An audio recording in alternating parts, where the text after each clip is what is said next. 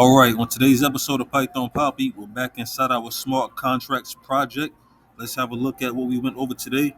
Yesterday, if you recall, we went over rollups. Today, we're going to go over ZK rollups. Now, let's move on to zero knowledge rollups or ZK rollups. ZK rollups use validity or ZK proof to verify transaction correctness.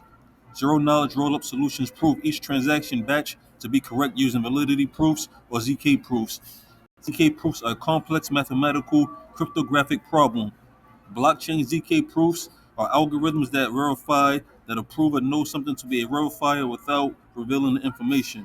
ZK proofs involve two participants: the prover, which is the entity that is trying to prove that they know something, and the verifier, which is the entity that is verifying that the prover does in fact know the answer to the problem.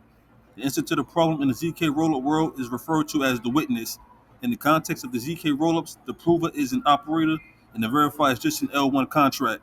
So for each transaction batch that is submitted to the L1, a validity or ZK proof is computed by an approver and verified by the verifier or the L1 contract.